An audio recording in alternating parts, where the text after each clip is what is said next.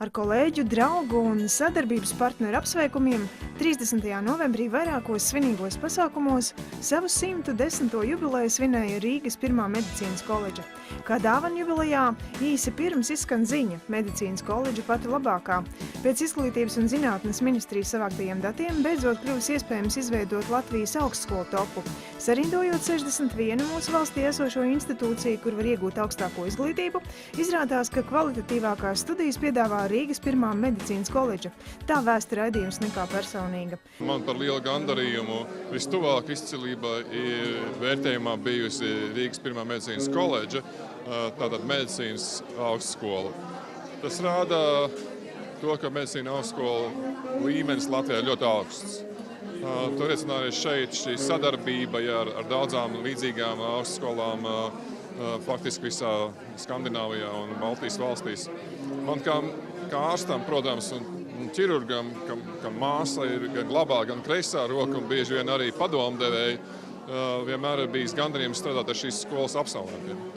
Tas ir mans personīgais iespējas, ka tas ir ļoti patiess, ja, un es esmu gandarīts par to, ka skola 110 gadu garumā turpina savas tradīcijas. Koledžu tik sekmīgi jau 20 gadus vada 4. šķiras atzinības krusta virsniece zobārste Inese Bunga.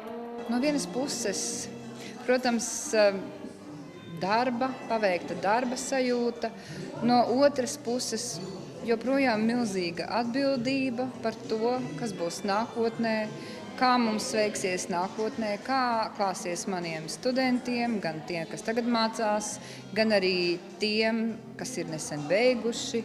Un vispār, protams, es ļoti gribētu, lai mūsu valstī viss ritētu ļoti labi un lai pilnīgi viss stāsts, kas turpināsies šodien mums Medicīnas vēstures muzejā, būtu par labestību, par mīlestību pret cilvēku, pret savu darbu, pret savu valsti.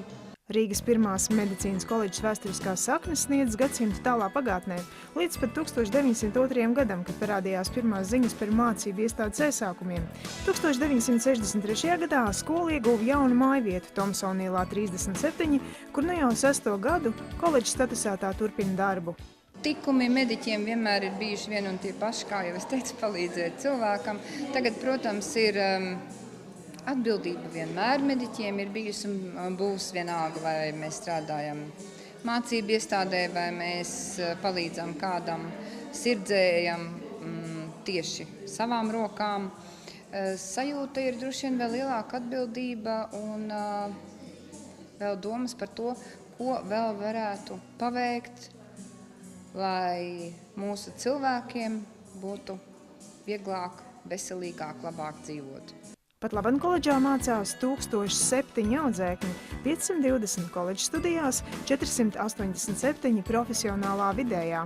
Rīgas pirmajā medicīnas koledžā pirmā līmeņa profesionālās augstākās izglītības programmas ir sekojošas: vecmāte, ārsta palīgs, māsa, farmaceita asistents. Savukārt profesionālās vidējās izglītības un ārodu izglītības programmas ir zobu tehniķis, zobārstniecības māsa, zobārsta asistents, māsas palīgs uz vidusskolas bāzes, māsas palīgs uz pamatskolas bāzes un aprūpētājs uz pamatskolas bāzes. Vēlējums maniem kolēģiem, jaunajiem studentiem, topošajiem studentiem. Padomājiet, ja tā ir jūsu sirds lieta, nākiet, nebaidieties. Un visiem vēlu izturību, veselību, dzīves prieku un vakara moto – mīlestību.